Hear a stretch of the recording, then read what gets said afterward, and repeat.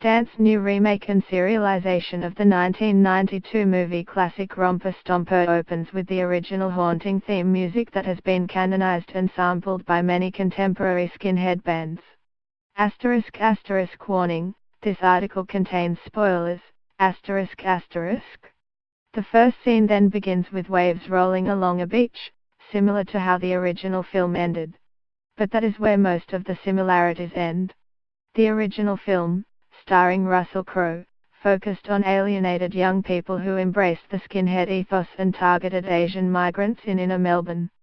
Stant's Romper Stomper also makes some subtle commentary on the rise of an authoritarian state in Australia. This modern, Orwellian-style Melbourne is a place where youth correction workers wear black uniforms with combat boots and Border Force officers patrol train stations. The Romper Stomper remake focuses on a fictitious but easily identifiable nationalist group called the Patriot Blue.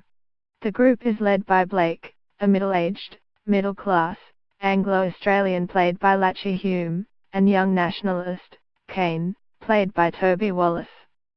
Similar to the real-life Reclaim Australia movement, Patriot Blue is anti-immigration, particularly anti-Muslim immigration.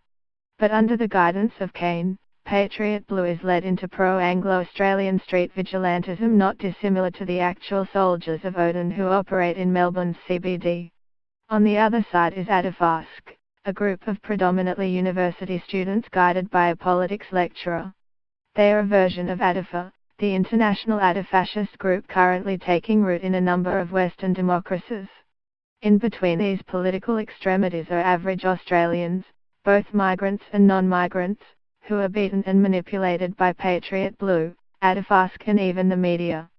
Both groups and the media are actively brokering fear for their own gains. Through capitalizing on people's fears, Patriot Blue and Adafask attract support, while the media gain ratings. In the first episode, we are given a glimpse of Blake's motivation for organizing the Patriot Blues. His speeches to the group are not dissimilar to the kinds of rhetoric used by actual nationalist groups. Blake's thinking appears to be influenced by the Turner Diaries, a major literary work of the far right published in 1978, which tells the story of a race war in the United States.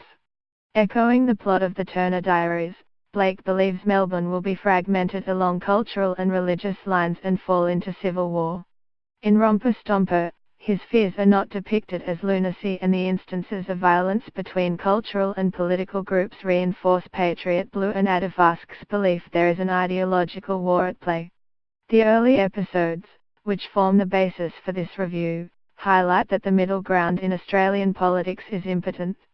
As the stories of the characters develop and struggles between the two extremist groups continue, there is a faint white noise of politicians debating new immigration legislation. It seems the series is highlighting a real emerging belief that mainstream Australian political parties are weak and disconnected from the population.